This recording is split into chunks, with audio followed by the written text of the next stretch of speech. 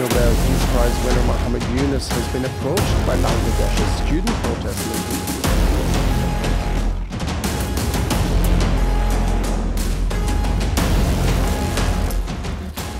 নোবেলজয়ী অর্থনীতিবিদ ডক্টর মোহাম্মদ ইউনুস অন্তর্বর্তীকালীন সরকারের প্রধান হিসেবে দায়িত্ব নিতে ঢাকার উদ্দেশ্যে রওনা করেছেন।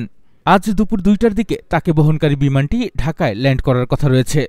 বুধবার ৭ আগস্ট বাংলাদেশ সময় সন্ধ্যার দিকে দুবাইগামী একটি ফ্লাইটে ঢাকার উদ্দেশ্যে রওনা হন তিনি। সেখানে যাত্রাবিরতি শেষে ঢাকার শাহজালাল আন্তর্জাতিক বিমানবন্দরের উদ্দেশ্যে রওনা হওয়ার কথা। এর আগে গ্রামীণ টেলিকমের এমডি নাজমুল ইসলাম গণমাধ্যমকে জানিয়েছেন, ফ্রান্স থেকে স্যার রওনা দিবেন।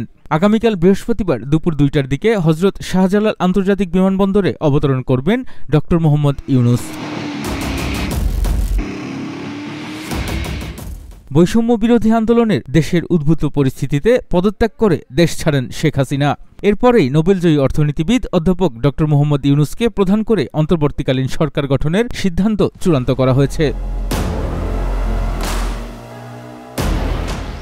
আজ বৃহস্পতিবার রাত ৮টায় অন্তর্বর্তীকালীন সরকারের শপথ গ্রহণ অনুষ্ঠিত হতে পারে বলে জানিয়েছেন বাংলাদেশ সেনাবাহিনীর প্রধান জেনারেল ওয়াকারুজ্জামান। সেনাপ্রধান বলেন, ডক্টর ইউনুস দেশে আসবেন, আমি তাকে বিমানবন্দরে রিসিভ করব। আশা করি রাত ৮টায় অন্তর্বর্তী সরকারের শপথ অনুষ্ঠিত হবে। সেনাপ্রধান আরও জানিয়েছেন, ডক্টর ইউনুসের সঙ্গে কথা হয়েছে, তিনি আমাদের সুন্দর গণতান্ত্রিক প্রক্রিয়ায় নিয়ে যাবেন।